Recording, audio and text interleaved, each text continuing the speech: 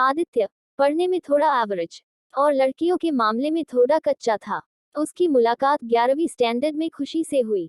खुशी पढ़ने में अच्छी और अपने फ्यूचर के बारे में बहुत सोचने वाली लड़की थी। धीरे धीरे 11वीं खत्म होते होते वो अच्छे दोस्त बन गए थे और 12वीं में आदित्य ने खुशी से अपने प्यार का इजहार कर दिया। लेकिन खुशी ने इनकार करते हुए बड़े प्यार से उसे समझाया कि इससे हम दोनों की जिंदगी खराब हो जाएगी, क्योंकि हम ना ही क्लास में पढ़ाई कर पाएंगे और ना ही घर पर। आदित्य को खुशी की बात थोड़ी बुरी लगी, लेकिन फिर उसे समझ में आ गया कि खुशी सही कह रही है और उससे अपने फ्यूचर और पढ़ाई पर फोकस करना शुरू कर दिया।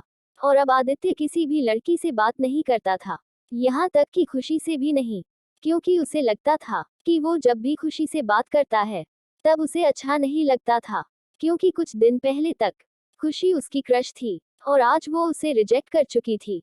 और आदित्य इन सब बातों को नजरअंदाज करते हुए अपने इंटरमीडिएट की परीक्षा में मेहनत करके पूरे स्कूल में फर्स्ट आ गया। बाद में आदित्य दिल्ली के एक कॉलेज से बीटेक करने लगा और वहां भी वो किसी लड़की से बात नहीं करता था, क्योंकि खुशी ने उससे जो भी बातें कही थी कहीं न कहीं उसके दिल में बैठ गई थी। और जब भी उससे कोई लड़की बात करने आती वो मुंह मोड़ लेता। वो धीरे धीरे अपने पढ़ाई में और भी अच्छा होता गया और आखिरी में आते आते वो अपने कॉलेज में भी टॉप 10 की लिस्ट में आ गया और उसे कॉलेज से प्लेसमेंट भी मिल गई और वो जॉब करने फिर से मुंबई चला गया। मुंबई एक बहुत ही बड़ा शहर है, जहाँ एक मोहल्ले के लोग दूसरे मोहल्ले वाले को नहीं जानते हैं। वही जब आदित्य ऑफिस गया तो उसे वहां खुशी दिखी, लेकिन अब खुशी के लिए उसके दिल में कोई जगह नहीं थी और इसीलिए वो हर बार खुशी से छिपता रहता। इसलिए नहीं क्योंकि वो उससे नाराज था, बल्कि इसलिए क्योंकि वो फिर से खुशी की जिंदगी में नहीं आना चाहता था। लेकिन वो कहते हैं न कि भगवान की मर्जी के आगे किसी की नहीं चलती।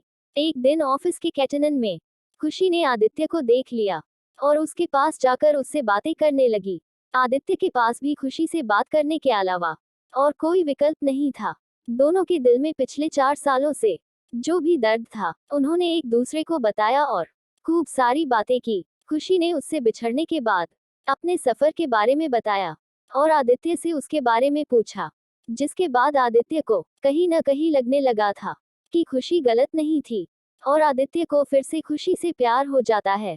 कुछ दिन बीतता है और दोनों की दोस्ती और भी गहरी हो जाती है और एक दिन अचानक आदित्य खुशी से बात करते करते उससे अपने प्यार का इजहार कर देता है, लेकिन खुशी फिर इनकार कर देती है।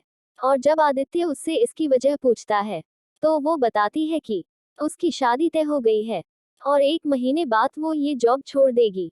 जब ये बात आदित्य को पता चली तो वो एक बार फिर टूट गया, जिसके बाद वो अपने आप को संभाल नहीं पाया और एक चिट्ठी खुशी के लिए छोड़कर चला गया। और खुशी उस खत को पढ़ती है जिसमें लिखा था, मेरी प्यारी खुशी, मैं तुमसे बहुत प्यार करता हूँ, लेकिन शायद तुम मेरी जिंदगी में नहीं हो, इसीलिए तो मैंने तुम्हें 2 बार खोया है। कोई भी इंसान इतना बदनसीब कैसे हो सकता है कि अपने प्यार को 2 बार खोए। मैं नहीं जानता कि मैं तुमसे दूर रह के जी पाऊंगा कि नहीं, लेकिन अगर तुम्हें किसी और से शादी करते देख लूंगा तो पक्का जी नहीं पाऊंगा। इसलिए मैं तुम्हें और इस शहर दोनों को छोड़ के जा रहा हूँ। शायद तुम मुझे भूल जाओ, लेकिन दूसरी बार मिलने के बाद मैं तुम्हें कभी नहीं भूल पाऊंगा। मैं भगवान से प्रार्थना करूंगा कि वो तुम्हें और तुम्हारे होने वाले पति को हमेशा खुश रखे। तुम्हारा प्यार, आदित्य। खत पढ़ने के बाद खुशी रोने लगी और आदित्य को बहुत ढूंढा, पर वो कहीं भी नहीं मिला। और बाद में खुशी ने अपने परिवार की खुशी के लिए अभिषेक से शादी कर ली। लेकिन खुशी को आज भी ये बात हमेशा सताती रहती है कि आदित्य कहाँ होगा, किस हाल में होगा। यहाँ तक तो उसे ये भी नहीं पता कि आदित्य जिंदा भी है या नहीं।